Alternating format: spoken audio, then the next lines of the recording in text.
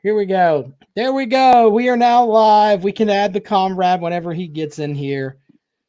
Just for fun, while we're waiting on the comrade to get his shit together, here's Jim Cornette bitching at people just because I think it's fucking funny.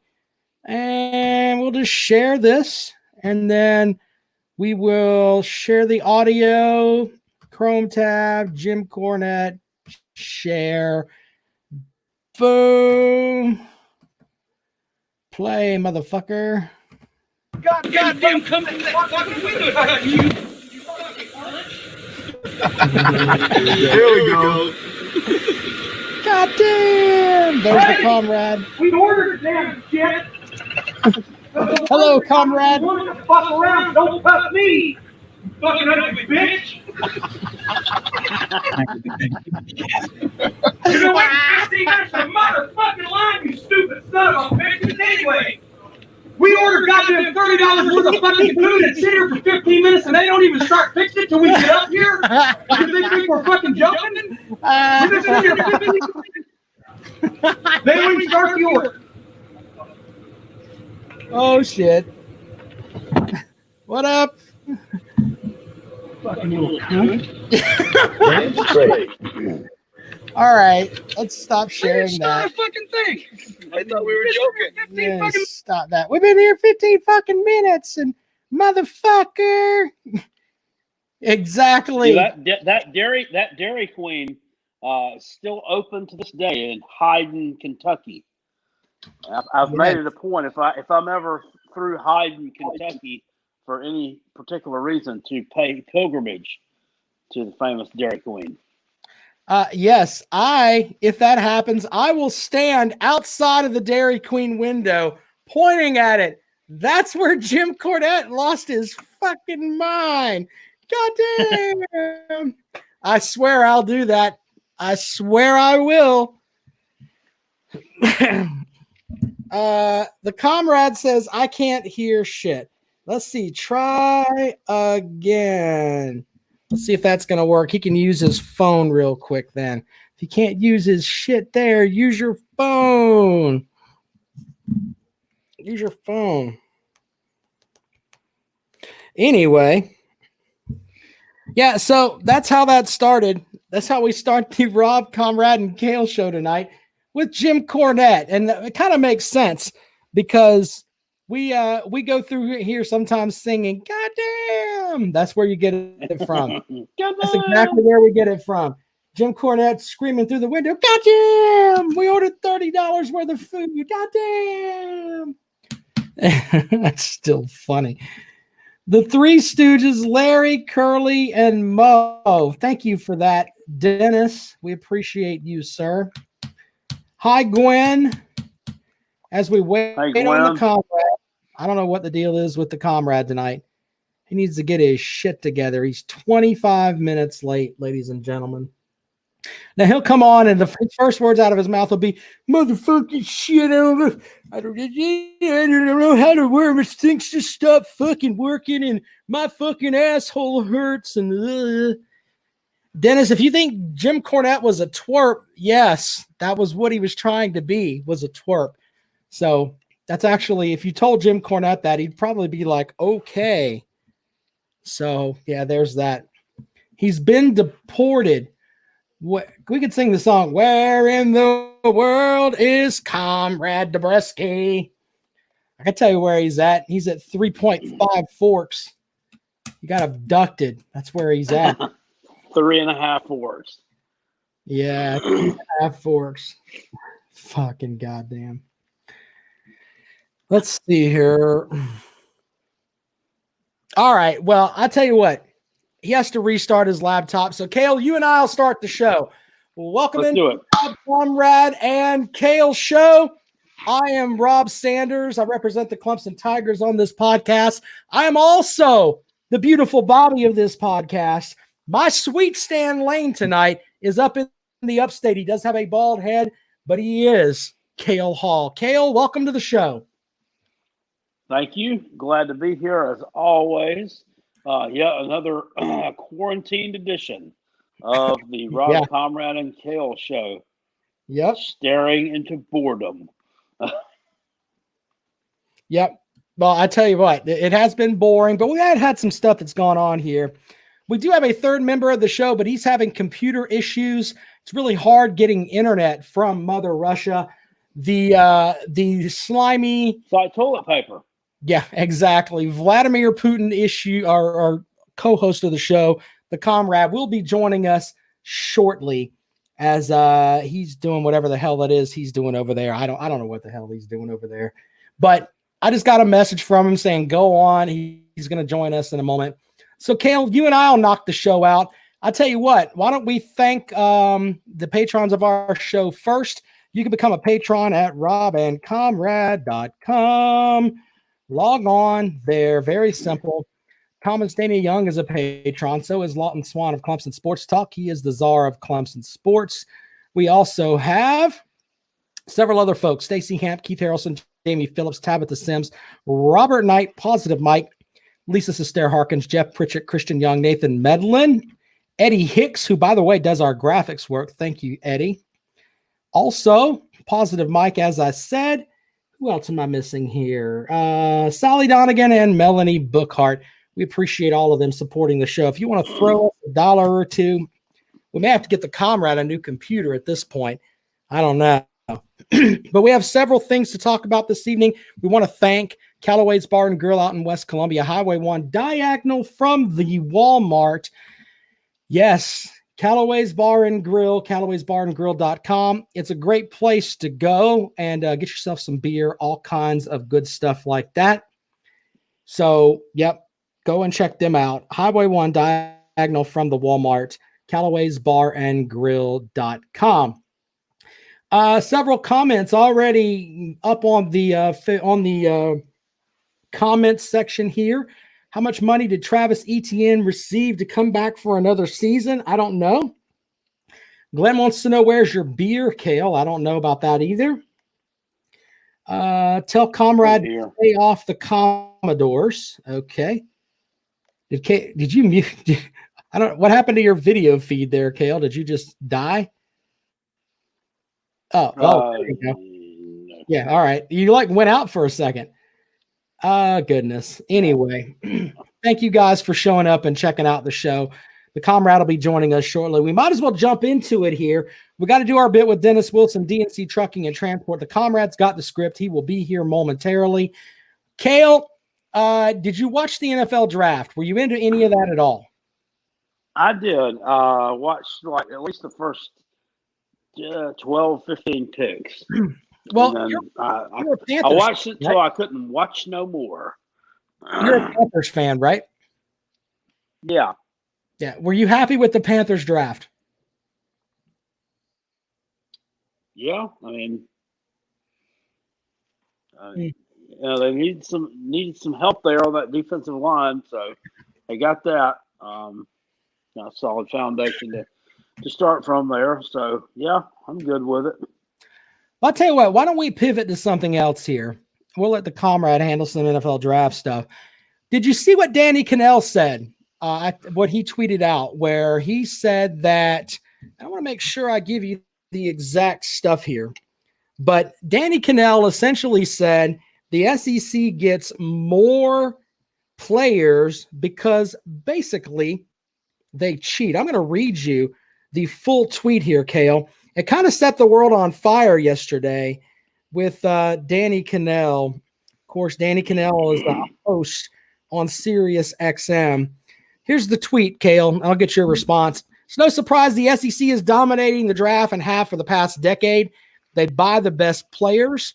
CFB is an arms race. When you can outspend everyone else, it creates the imbalance. Big problem for the ACC, Big 12, and Pac-12. Only Big 10 can come close.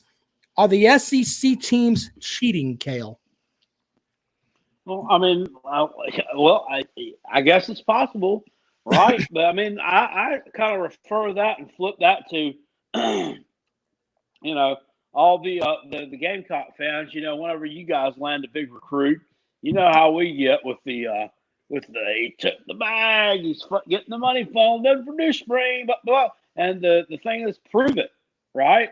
So right. where does he have proof that all the SEC teams are cheating. I think it's rather childish and quite the bad look for Mr. Cannell, in my opinion. He's supposed to be a professional. That's just it's kind of like the Paul Feinbaum Clemson thing. I mean, he acts really unprofessional as well. So that's not it's not a good look for him at all. He did come back and he retweeted where somebody basically ripped in him from the SEC. And he said, it's kind of funny how many SEC fans thought I was referring to cheating. I wonder why. I'm not. I'm talking above board money, all legit to buy players, recruiting budget, stipends, facilities, hashtag SEC, hashtag just spends more. So he tried to save some face there, I guess. I don't know. Yeah. I think that, and I think this is an across the board thing. I think that everyone tries to outspend everyone. I think that's what happens. The schools that don't spend are the schools that are typically in the garbage. Like Vanderbilt doesn't spend any money on football. They're not going to be worth a shit. You know, I mean, that's just the way that it is. But there are other teams that say, hey, we spend money. Ole Miss spends a good bit of money on football. They're not typically worth a shit, but I guess it's in how you invest whatever you got. You know, I do think players take money. I think that shit happens all the time, everywhere. I'm sure. Yeah. Delta 9000 with a good, or 900. If the SEC schools made the money legitimately, what does Danny Cannell care? Prove it or shut up. I think guys just try, especially when they're on the radio, man, they try to get the best response. And tweeting out something like that is a hell of a response. Now, I do think Danny Cannell played at Florida State, and you know, I think that he may have a chip on his shoulder thinking, you know, I played at Florida State, and when we played, you know, I don't know how well he played in college, to be honest with you. But, you know, he won a Heisman Trophy. Oh, he did? Fuck, I don't even remember. Did Danny Cannell win the Heisman Trophy? Now I got to look it up. But no, I mean, Danny Cannell, he did play at Florida State, so I don't know, man. I think a lot of that sour grapes. I think a lot of it is just bringing some stuff up to, you know, do your thing. Danny Cannell played in the NFL and the Arena League. Florida State, played quarterback 4 years, won the job of backing up Charlie Ward in 92, won the job, played full-time in 93, alternating between Cannell and he wasn't even good enough to start, and no interceptions. Overall, junior year, he played well. He then beat Florida in a rematch in the Sugar Bowl, dubbed the fifth quarter and the French Quarter. They finished that year 4-1. Was the ACC Player of the Year in 95. So, yeah, there's that. Played for the Giants, Falcons, New York Dragons, and the Denver Broncos. So he did play a good bit, somebody, one of the quarterbacks, who was it that won the Heisman? Chris Winkie. And did Charlie Ward win it too? Charlie Ward did win the Heisman.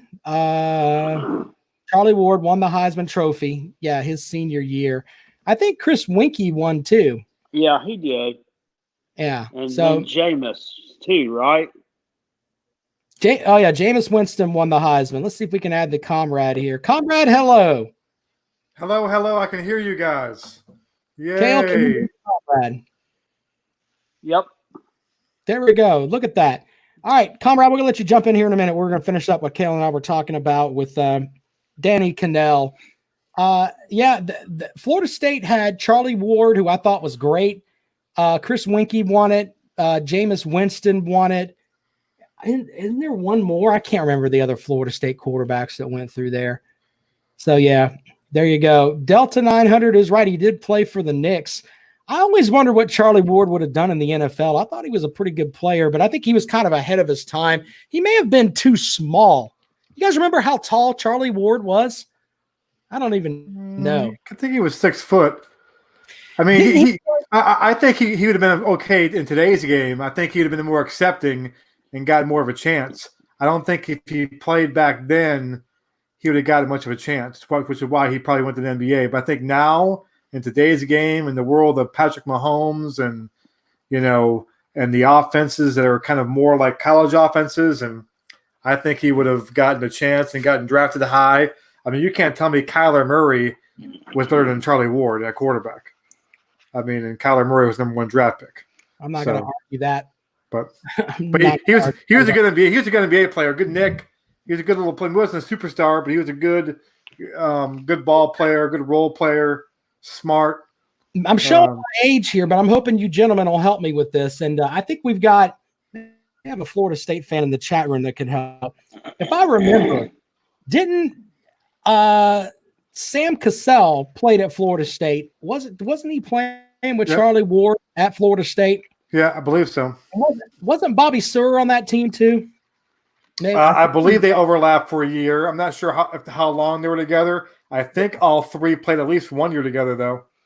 Right. I think. But I remember the year Florida State, I think they went to the Elite Eight, and they had both Sam Cassell and Charlie Ward, and they were freaking outstanding. Outstanding. Yeah. What a great set of a team that was. Comrade, do you have comments on what Danny Cannell said where he said all of the SEC is cheating? Do I need to read the tweet to you, or have you read it? You read it again, refresh your memory. I mean, go ahead. The tweet, according to Danny Cannell, already got Kale's thoughts on it. It's no surprise the SEC is dominating the draft and have for the past decade. They buy the best players. CFB is an arms race. When you can outspend everyone else, it creates the imbalance. Big problem for the ACC, Big 12, Pac-12. Only Big 10 can come close. What do you think about that? Well, first of all, the SEC, the Southeast region, is not what you'd call one of the richest regions in the country, right? I mean, it's not like, it's not exactly the richest regions. But what do they care about? They care about college football. And because they care about college football and they care about winning, you spend the money. And you have high expectations. It's the same thing in any sport. Why do the Red Sox and Yankees spend all the money? Because their fans demand that they win. Why don't the Braves spend money? Because there's big Braves fans, but it's kind of like, the Braves aren't – it's just not the same kind of religion baseball it is in Northeast. The same way Syracuse football doesn't really spend money on football. It's not the same kind of thing. And so in the ACC, you've only got now Clemson. That's a football school that wants to be great at football. Florida State, I mean, I think Florida State still does, but the other schools are just, they like to be good, but that's how it is. So in terms of cheating, and cheating, I mean, I'm not sure about the cheating. Does he mean by players get money from boosters? I think he came back and said in a later tweet, and I read that too. It's kind of funny how many SEC fans thought I was referring to cheating. Wonder why I'm not. I'm talking about above board money, all legit to buy players, recruiting budgets, stipends, facilities. Yes. Well, I hate to use the phrase, but it really is true. It just means more. Like that phrase. I know people mock that phrase, but that's the truth. It's the football. The schools in the SEC, football just means more to them, so they spend more money. And you can argue, well, you should spend more money on other things at your school because the rest of the school is crap. But that's what they do. And even the crappy, except for Vanderbilt doesn't really belong in the SEC in terms of their kind of way of doing things, but even right. And the comrade just dropped out. Stop. You're talking, but you went away. Anyway, it's like you muted yourself. I don't know what you did there, but I think he's right on that. But I think the other thing too with the ACC is that I know that Wake Forest is a private school, so they're privately funded. I think that has a little bit to do with what they can spend on football. I think that there's what I don't even know. I think it's Virginia. Virginia Tech can't be private, but I think if you're a private school, that affects it a little bit. But I don't know. It's tough when you really stop and think about it. Duke and Wake Forest should be the only ones, right? That are private. Yeah. Yeah. Yeah, but Duke spends money. I mean, on hoops, you know. Oh yeah, they pay Zion the big money.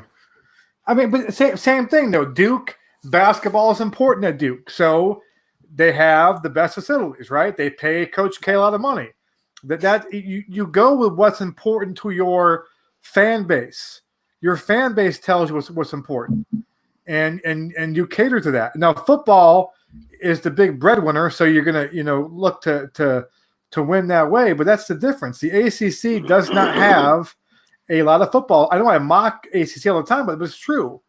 You don't have a lot of football schools. Football schools first.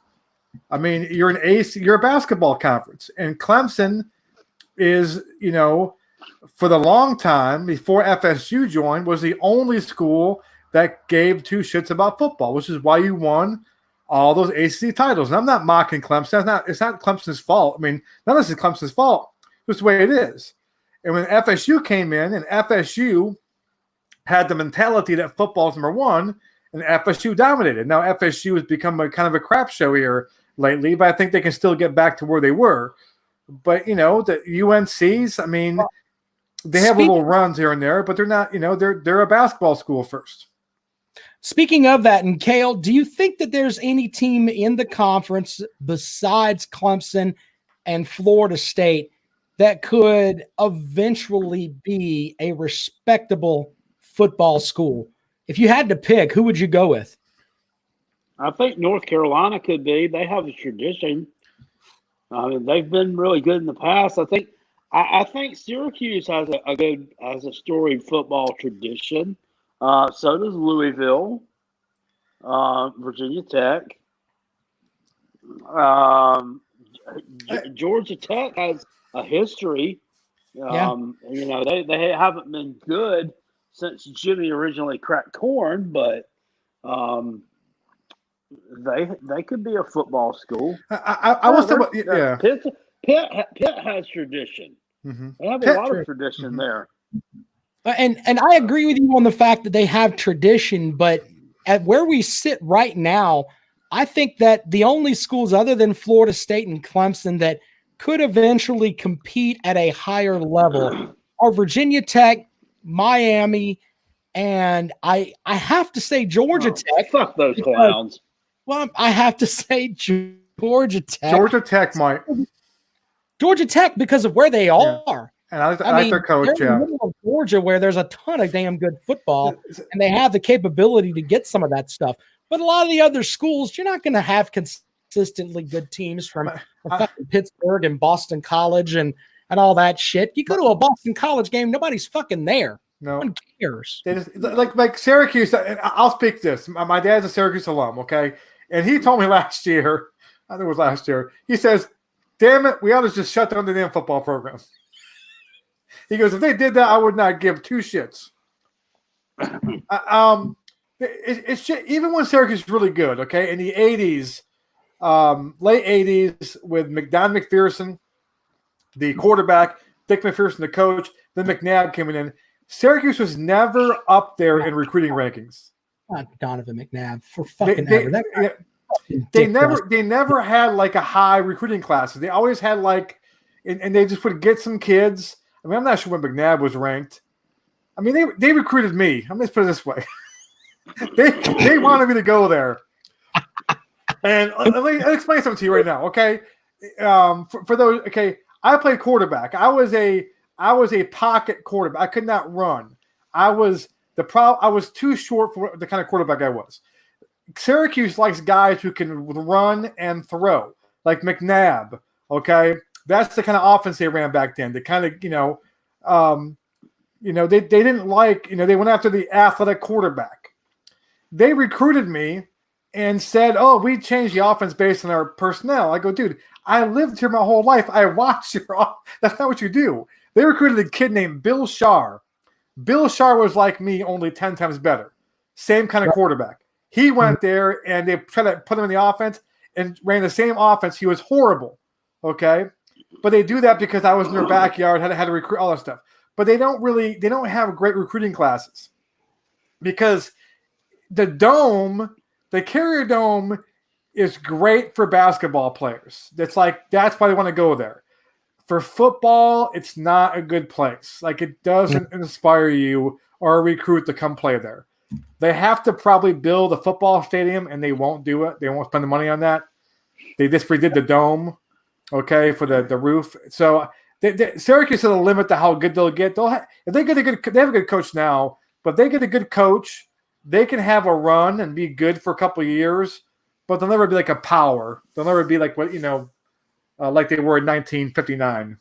The chat room, including Lisa and all these guys, say that North Carolina could be right there, and I think that too, to an extent. I really do. I think North Carolina has the capability, but I think that if I were picking, they would be the last one that I would pick among my schools that would put the money into it that I think could be successful. I mean, I think Miami could be, just because of where they are. Definitely do it. And I think that Georgia Tech could definitely do it too. And Virginia Tech has done it before.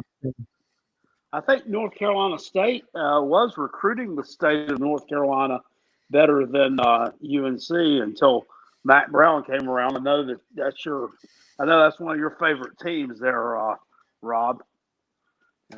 I like Matt Brown. He's a good coach. Nothing wrong with Matt Brown. Don't you see about North Carolina State? I'm being sarcastic. I'm sure you are. It's a shithole. It is a shithole. I was trying not to let you trigger me, Cale. What were you saying, Mike? Don't you think North Carolina is kind of parallel to the Gamecocks in a way in terms of programs, football-wise? No. In terms of potential, what they could be, what their ceiling is, what their floor is. No. I think we spend a little bit. I think we spend more money than they do, but we kind of have to do where we play. But I think if we went to the ACC, we'd be North Carolina. That would be kind of the program we'd be. Crappy some years good. I'd have to think on that and draw parallels. I think they're similar. I think we're similar in terms of, potential. And I think if we went to the ACC, I think we'd be North Carolina. We would be North Carolina. We couldn't sell the SEC anymore recruiting wise. I think we'd be North Carolina. We have to have a good coach, and kind of get a break here or two with some recruits that kind of under the radar and became really good. Yeah, I mean, I guess so. And like, I can look at it from an objective lens, in that I covered all of the best South Carolina teams, 2010 through whenever, the Clowney teams, the Gilmore teams, and stuff like that. The Clowney team that went to Tennessee and lost, what was that, 2014? You guys know that better than I do. 2013. Yeah, 2013. All right, that team that went up there and lost to that shithole Tennessee team was the best South Carolina team that I ever covered, ever. They had no business losing that game. And the reason that I bring this up is that South Carolina had some horses, and they had the capability to bring some guys in, where if they win that game, we're talking about the Gamecocks being in the national championship hunt. That's not that far-fetched. You give them the win over Tennessee there, which you can't, but you give them the win over Tennessee, they're right there in the mix. So that tells you that South Carolina, with the proper whatever it was that Spurrier put in there and the proper mix of players, they have the capability that they can compete. North Carolina, I mean, I'm sure they've had some teams that could do that. I mean, I remember Julius Peppers and all those guys playing up there, but I've never seen them have a complete mix where you talked about this North Carolina team could win a national title year in and year out. Wasn't the 81 season when Clemson won it all? Wasn't the Tar Heels like ranked up there high towards the end? Yeah, and not to be like a smart ass, but I was too. So I don't really. Yeah, I'm trying to think. Back to Lawrence Taylor. Yeah, but the 1981 Gamecock team had went on the road that year in October when North Carolina was undefeated, and we beat them like 31-13 or something.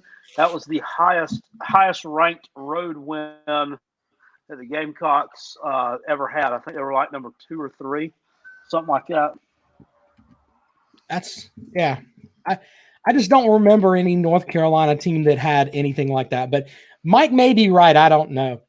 The next thing I want to get into this evening, Kirby Smart. Kirby Smart said something that was interesting too on the Paul Feinbaum show. He said teams outside the conference are telling the recruits the conference is too tough, too competitive, and too physical, and they might get banged up playing in the SEC. Look, if people are telling them that, and my son is being recruited by X school, I'm going to tell him to go to the more physical school simply because in the NFL, it's physical. I mean, if a coach comes in and tells me they're going to play pussy football and my kid's a top 50 recruit, I'm going to tell him don't go there. It doesn't make any sense to me. I think there are tough teams in every conference. Let's get that out there first of all. But Kirby Smart is whining like a bitch. Straight up bitch. That's pretty much what he's doing here. I'm not sure he's whining. I think he's trying to explain what, the lines that schools use who aren't in the SEC. I mean, schools in the SEC use the line, we're in the SEC. I know the Gamecocks do. I know when the Gamecocks recruit, and a kid is leaning towards us or North Carolina, they go, hey, man, you get to play in the SEC. You get to play against the best. So I'm sure the counter argument to that, if you're North Carolina, say, or FSU or Virginia Tech, is listen. I mean, I guess maybe that's the counter argument. I'm not sure. I'd probably paint in the way of, hey, I'm not sure how I'd paint it. I'd paint in the way that maybe you're not going to play as much. I mean, I'm not sure how you argue against it. I mean, the fact the draft this year and the numbers the last 14 years now, last 14 years, SEC's had the most draft picks. I mean, if you had it one year, but it's been pretty much the SEC forever. But I mean, if you've got a kid, and most kids are recruiting their dreams NFL. I mean, if you're recruiting a 4-star, 5-star kid, they're a 3-star kid. I mean, their goal is NFL.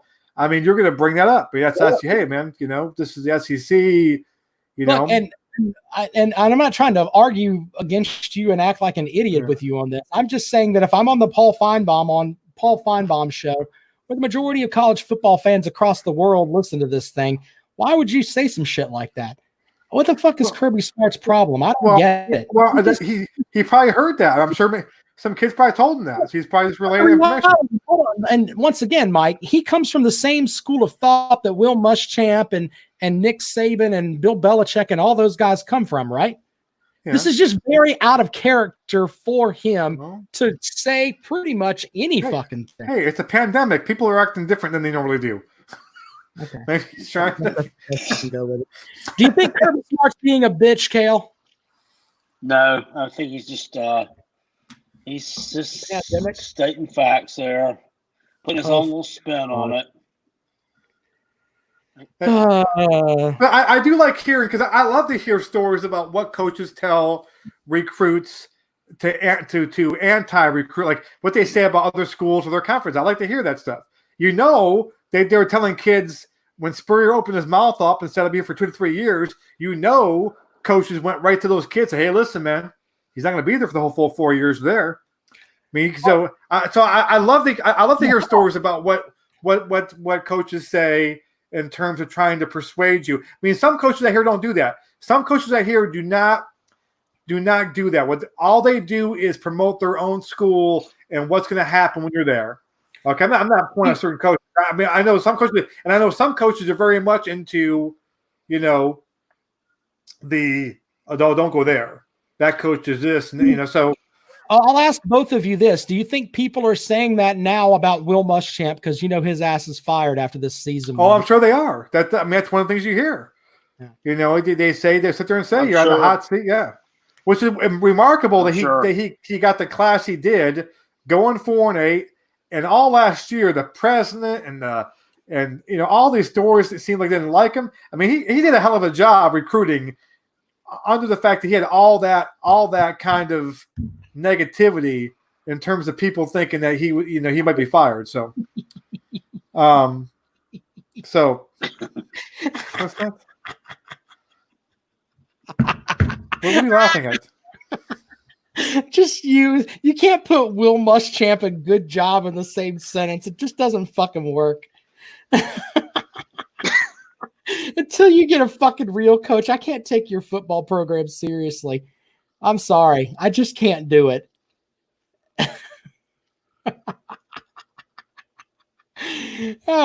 I laugh so hard the comrade's screen's frozen, and that's fine. I don't know. I don't know what to make of all the stuff with Muschamp, because the sad thing is that even if he comes out this year and he wins 8 games, it's going to be sad, because they'll keep him here, but the stink from last year may still hang over him. I'm just saying, even if you come out and have an 8-4 year, which I don't think is going to happen, it's still going to hang over him. He's not getting fired just because of the finances now. If college football does not play this year, or has a abbreviated season, and the money that the program's a lot, he's not going anywhere. The Gamecocks aren't going to spend. If he goes 8-4, even he's definitely not going 8-4. By some miracle grace of God, he's not getting fired. They'll probably give him another fucking extension like they did after the 2017 season. Yeah, they probably won't do that. And just where we just barely skated by fucking Louisiana Tech and Vanderbilt and fucking Tennessee, but oh god, he went 9-4. Let's give him a fucking extension to keep his ass down here forever. I think a lot of guys taking pay cuts, and I mean, I think you're going to see a different world in college football coming up here in the next few years.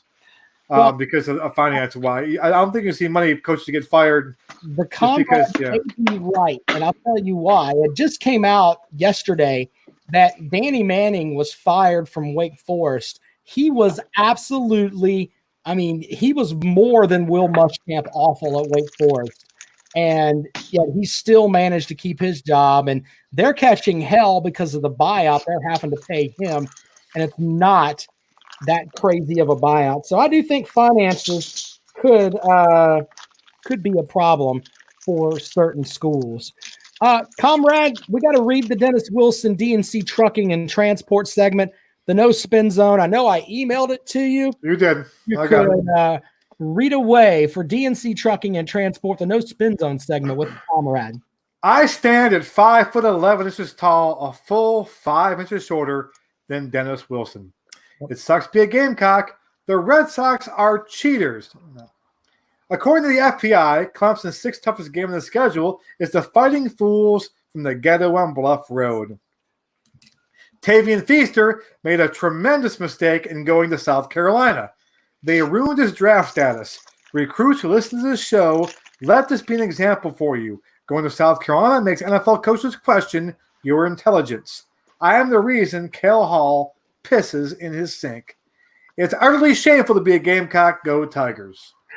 That message courtesy of Dennis Wilson, DNC Trucking and Transport. I'm noticing no shortage of silly comments over in the comment section on YouTube from NASCAR Ball. Yeah, he's USC Junior going 5-7 or 4-8, and Tennessee is USC Junior Super Bowl. Okay, sir, you went 0-8 in the conference 2 years ago. Why is a ball fan talking? Good Lord! Yeah, but you fired the coach who went 4-0 in the non-con for you. You fired him. Now Lyle didn't lose to Georgia State and BYU. Just remember that. How'd that Philip Fulmer decision go? To let Fulmer go? How'd that go? Pretty good. We're sick of winning 10 games every year. We can do better. Right. Man, you guys rip the Tennessee folks. It's pretty funny. I think it's funny anyway. And we do this every week, but I still think that the funny thing with Tennessee is still this. As I've Nuts.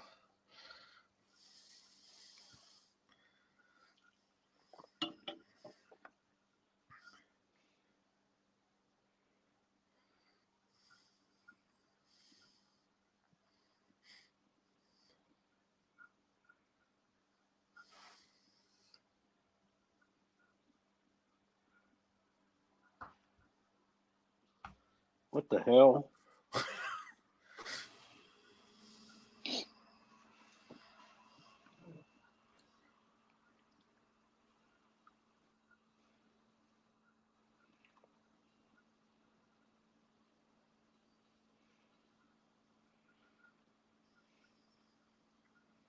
Is it loading?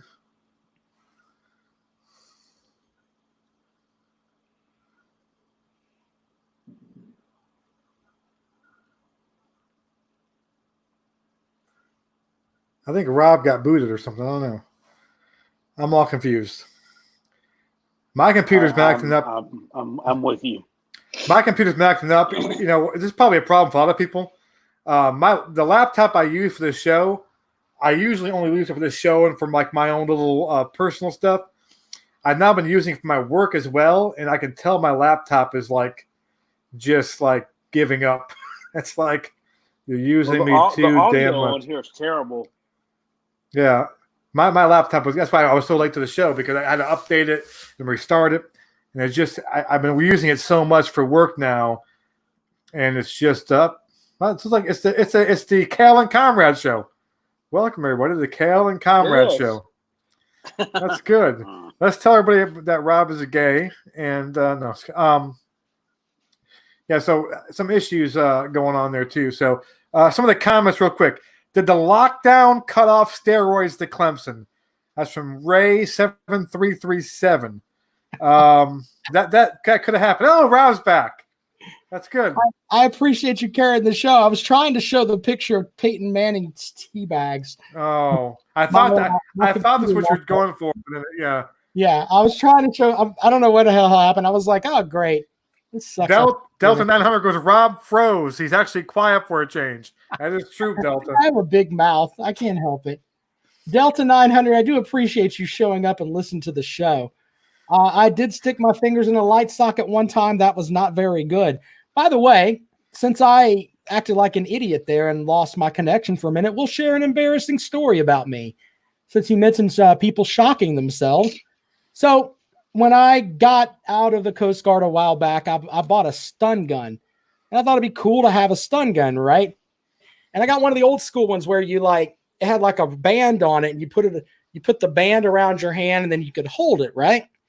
Well, I was, dilly-dallying with it, just bam, bam, bam. I think, this is cool. And then when you do that, if I would have read the manual, it says that after you use this, make sure you ground it out, because static electricity will build up in this thing. And so I go zapping it around for about, an hour or so. And I'm having it like this, just hold it like that. And then I kind of just let it drop. And I think, all right, it's on the wristband. It'll just go, whatever.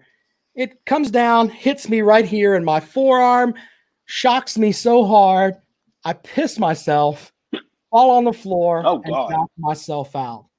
So there you go. There's an embarrassing story for How long ago was this? What year was this? What year was this? 2002. Okay. I shocked the piss out of myself. You know what month it was? We have to have an anniversary of that. We have to make it with the dates. We can have like a, let's call it. No, well, I thought about for the live show, we could do stun gun stuff. That we could do a bet on that. We could stun each other. No, I'll probably die. That would be my luck. I would stun you and you would fall the fuck over. This is just a static electricity from it. It hit me right there, stunned me. I pissed my pants and fell on the floor. I woke up in a puddle of my own piss. If that's true, I know that. What? If that's true, then if I got hit with one of those, I always have the walking farts too, really bad. So I know that I would draw mud and have a puddle running down the back of my leg. Ugh, no. Well, apparently the folks on the in the chat, Rob, you can borrow my stun gun if you want to do a recreation of it. Thank you for that, Delta. Everybody wants there's that great scene with I always think with a taser. That great scene in Wedding Crashers with Rob Riggle, the cop with the tasers, that stuff. Well, when I went through law enforcement training when I was in the Coast Guard, everybody has to get stunned and everybody has to get the pepper spray stunned in the shot in their face. And I'll tell you what, if you give me the choice of the two, I'll take the stun gun. I'll take the taser. I'd rather have that than the pepper spray because I got the pepper spray shot in my face. I honestly thought I was going to die. I really did because I couldn't breathe. I'll tell you a story. My best friend, we're in college. We're in an apartment. This is kind of our senior year in college, maybe junior year. And we're out shooting hoops at the basketball court, the apartment complex. Just, with Sunday night, whatever it is. And this car pulls up out of nowhere. And my buddy's going over to get the basketball. And this kid comes out of nowhere and just shoots out of a water gun, this spray into my friend's face. I'm like, oh, that's pretty funny. Else my friend just starts freaking out. Have taken him to the hospital. We don't know what the hell it was, pepper spray, whatever it was. And he had to get these things like in his eyes, like this water draining out there. It turns out the kid was like a baseball recruit, like a pretty talented baseball recruit. And his dad was begging my best friend, don't press charges, man. And I feel my friend, that's what he did now. He was kind of torn. But he just did it for the hell of it. That'd be funny. I'm going to go spray this pepper spray in someone's face. And I'm like, and so it was a high school kid, turned out, like a junior in high school. So I remember watching him, taking him to the ER and watching him have to get his eyeballs drained like for 3 hours. And so I never had it happen. I can imagine. Kelly, have you ever been shot with pepper spray, Kale? No. You ever been stunned with a stun gun, Kale? No. If I get enough people to sponsor it, can we shoot you with a stun gun, Kale? No. Comrade, if I can get enough sponsors, can we shoot you with a stun gun? No, maybe 20 years ago. Before I had kids, single, I'd say yeah, but no, I can't. Fuck it. I'll take the stun gun. That's fucking rather have that than the pepper spray. Final thing before we get out of here this evening, AJ Lawson says he is going to test the NBA draft waters. I'm going to go ahead and go on the record now saying that I think he comes back. I just do. And the main reason that I think he does is because who is the big kid from Georgia that everybody loves? Mike, the freshman. I can't remember his name. Yeah, I know what you mean. Edwards. Edwards. There we go. Yeah, I should have asked Kale. The one that scored like 50 points a fucking game. Yeah, the one that scored all those fucking points. But the other thing that was interesting about him is that they tried to go when they went man, AJ Lawson was trying to guard him and he was just flat out fucking killing him. And I think that if I were Frank Martin, I would put together a tape of just that game with Edwards bitch slapping AJ Lawson to death and say, if you're going to go to the NBA, this is what you're going to have to deal with every night.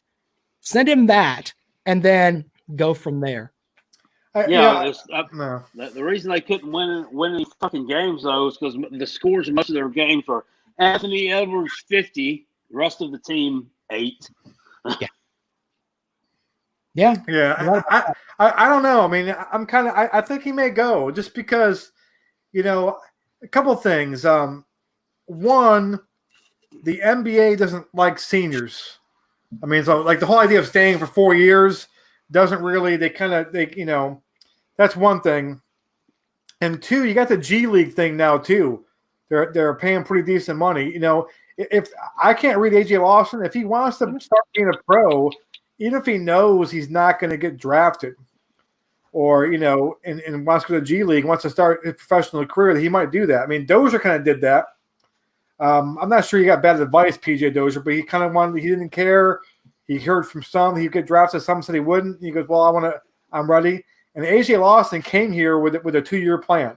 He came here to play for 2 years and leave. Now, that could change with the whole quarantine. I mean, the whole pandemic and the fact he played crappy last year. But he may just be, this is my time to go. I don't care what the people say. I'll catch on in the G League. I'll catch on in Europe. It's time to go. So I'm not sure. Predicting wise, I think there's a good chance he comes back, but it would not shock me if he said, I don't care where I get drafted or if I get drafted, I'm ready to move on and be a pro and get paid, whether it be the G League or Europe. So we'll see. Couple of comments before we leave here. Delta 900 says he ran a 400-pound lawnmower up a wire from a light pole and had it fall on me. Nice. I guess we're all sharing things where we hurt ourselves too much. Well, I can share another story about me that might shock some folks. Well, it won't shock the comrade. I was stationed on a Coast Guard boat that went up and down the Mississippi River, and we were in a town called Hannibal, Missouri. And I went into this bar in Hannibal, Missouri with some friends of mine from the boat, and somebody said something to my senior chief, and I told the guy, "You should watch your fucking mouth." And the guy backed off. Typical Rob comment. Then I go to play pool, and this girl starts playing pool with me. And little did I know that the guy told that he should shut his fucking mouth. He came over and said, "Hey, you're talking to my girlfriend." And I was like, I'm sorry. I don't know what you want me to do. Well, I'm her boyfriend. And I'm like, well, she looks like a woman to me. She doesn't need a boyfriend. What did I say that for? I turned my back to this guy to walk away, and he hit me across my shoulder blades with a fucking pool cue. So I kind of never turn your back. Never turn your back, Rob Sanders. Yeah, well, but you also shouldn't run your mouth in a bar in fucking Missouri that you're, yeah. Anyway, it's not the smartest thing in the world. Maybe we'll talk about how you guys fucked yourselves up at one point on Wednesday's show. Keith says we should stun each other. Last person that does not piss himself wins. They already said they didn't want to get stunned. I don't know. I just Delta wants to know if I dress in drag. No, Delta, I do not dress in drag. And if he did, he wouldn't tell you. That's the whole point. Well, and if I did, you would have photos so you could use them for your own services. So we know that you love me. You can't deal with all that. Mizzou's got some real hillbillies. Yeah, they do. All right, gentlemen, I think we're done for this evening. Wednesday we'll do the RPI for Clemson unless something else comes up. All right, sound good? Sounds good. Yep. Thanks for checking in with us, man. We will talk to you guys on Wednesday. Thanks, Kale. Thanks, Mike. Thanks, guys.